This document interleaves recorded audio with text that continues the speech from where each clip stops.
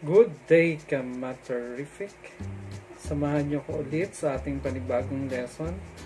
And our lesson for today are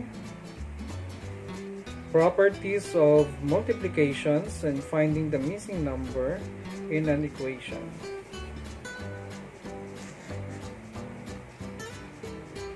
An equation is a mathematical sentence that states the quality of expressions. Pag-usapan natin yung iba't ibang property of multiplication. So number one, we have zero property of multiplication. Any number multiplied by 0 is equals to 0. Examples: 0 times 23 equals 0. 45 times 0 equals 0. 23 times 5 times 0 equals 0. Let us find the missing number in an equation. Blank times 65 equals 0. What is the missing number? Correct, 0. Next, 25 times blank equals 0. And the missing number is, that is right, 0. Next, 23 times 5 times blank equals 0. The missing number is 0. 19 times 0 equals blank. And the answer is 0. Tatandaan natin na lahat ng numbers, kapag minultiply natin sa 0, ang sagot ay laging 0. So that is a zero property of multiplication. Next, we have identity property of multiplication.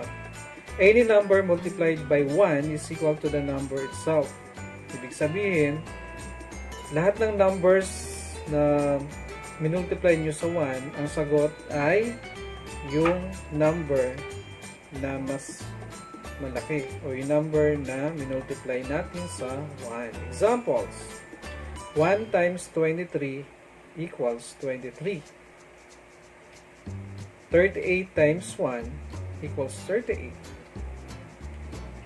So mapapansin nyo, lahat ng numbers na minultiply sa 1, ang sagot ay yung number itself.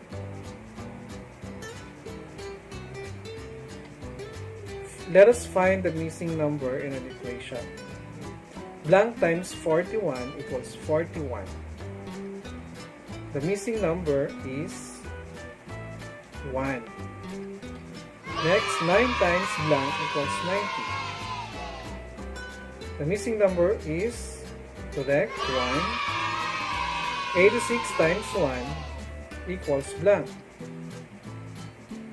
That is correct, 86. Tatandaan natin dito sa identity property of multiplication, lahat ng numbers na minultiply natin sa 1 ay, ang sagot ay yung number itself. So, ibig sabihin, kapag yung 41 minultiply mo sa 1, 41 yung sagot. Next, we have commutative property of multiplication. The order of the factors does not affect the product. Examples: 3 times 5 equals 5 times 3. Mapapansin nyo dito sa commutative property of multiplication, binabaliktad lang yung equation. For example, yung 3 times 5 is equals to 5 times 3. So, binaliktad lang yung equation. Next, we have 12 times 4. So, babaliktad rin lang natin siya, is equals to 4 times 12. Now, let us find the missing number in an equation. 3 times 41 equals 41 times blank. Correct? 3. Dahil yung kabaliktaran ng 3 times 41 is 41 times 3. Then let us solve 3 and 41, or 3 times 41. 3 times 41 is equals to 123. And 41 times 3 is equals to 123. So, same product pa rin siya, kahit baliktarin man natin yung kanyang equation. So, sa commutative property of multiplication, binabaliktad lang yung equation, pero hindi nagbabago yung kanyang product. Let us find the missing number in an equation. Blank times 31 equals 31 times 5. So, the missing number in an equation is 5. Then, solve 5 times 31 is equals to 155. And 31 times 5, 155. So, binabaliktad lang yung equation, pero yung product niya ay hindi nagbabago. Next, associative property of multiplication. The grouping of factors does not affect the product. So, dito naman sa associative property of multiplication, mapapansin nyo na yung parenthesis lang yung nag-move. So, sa first example natin, we have 4 times 5 times 7. Papansin nyo dito yung 4 times 5 yung may parenthesis. Dito sa kabila, minove natin. So, yung 5 times 7 na lang yung may parenthesis. Another example is 8 times 2 times 7. Mapapansin nyo dito, 2 times 7 yung nasa loob ng parenthesis. Dito sa kabila ay move natin pakaliwa. So, 8 times 2 na yung nasa loob ng parenthesis. So, that is associative property of multiplication. Nagbabago lang yung kanyang groupings of factors. Pero, tatandaan natin, hindi pa rin magbabago yung kanyang product o yung sagot. So, yung nagbago lang sa kanya, yung grouping. Now, let's find the missing number in an equation. 4 times 5 times 7. So, mapapansin nyo dito, yung nasa loob ng parenthesis ay 4 times 5. Then, 4 times blank times 7. What is the missing number in an equation?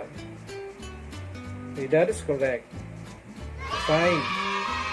So, mapapansin yung pagkakasunod-sunod ng number ay same pa rin siya. And yung pagkakaiba lamang dito ay yung grouping niya. So, sa una, mapapansin nyo dito, nandyan yung parenthesis sa unahan. Dito naman sa kabila ay nandito sa hulihan. Pero yung pagkakasunod-sunod ng numbers ay same pa rin. Now, let us solve the equation. So, syempre, dun sa PEMDAS rule natin, unahin natin yung numbers na nasa, isosolve yung numbers na nasa loob ng parenthesis. So, 4 times 5, 20, then bring down times 7. Yan, dito sa kabila, bring down 4 times, then 5 times 7 equals 35. Then, 20 times 7, 140. 40 times 35, 140. Mapapansin nyo, yung groupings lang yung nag-iba. Pero, yung kanyang product ay hindi nagbago. Same pa rin. Let's have another example. 3 times 6 times 5. So, blank times 6 times 5. What is the missing number in an equation? So, the missing number in an equation is 3.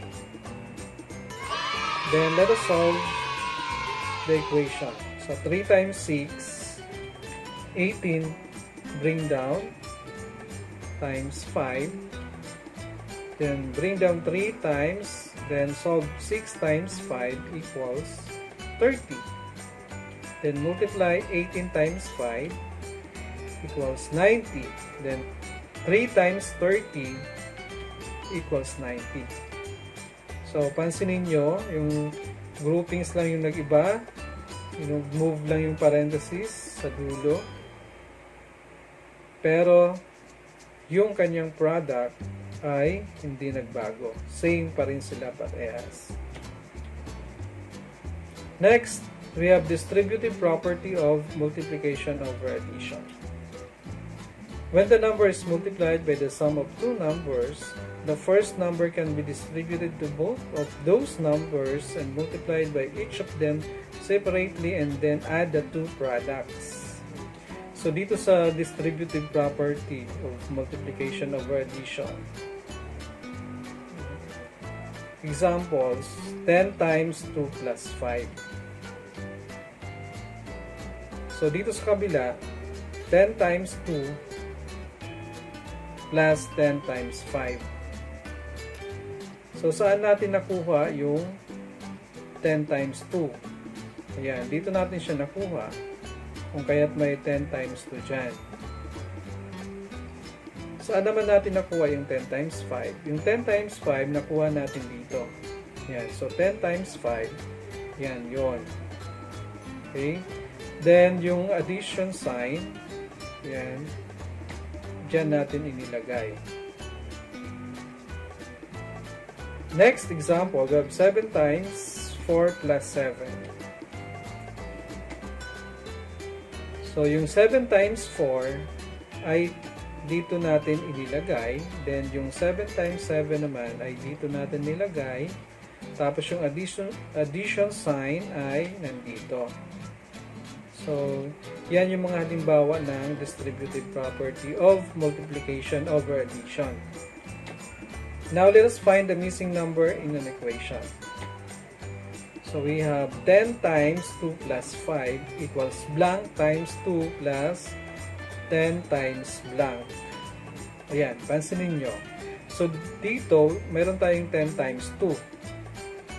Sa kabila ay may nawawala. Ang nawawala ay walang iba kundi yung 10. Ayan.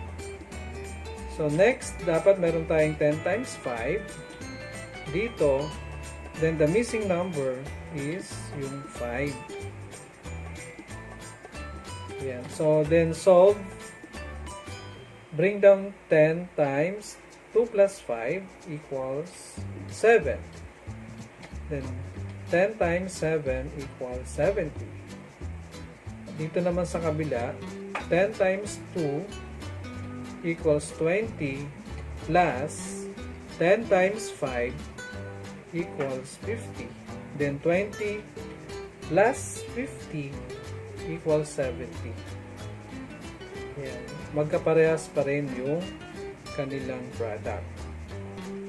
Next example, we have 7 times 3 plus 6. So, unahin natin yung 7 times 3 dito. Yan. The missing number is 3. Yan, meron tayong 7 times 6 and the missing number is 7. Yan, let us solve. Bring down 7 times 3 plus 6 equals 9. Then 7 times 9 equals 63. Tapos sa kabila, 7 times 3, 21 plus 7 times 6, 42, and 21 plus 42 is 63. So, that is distributive property of multiplication over addition. Now, let us practice.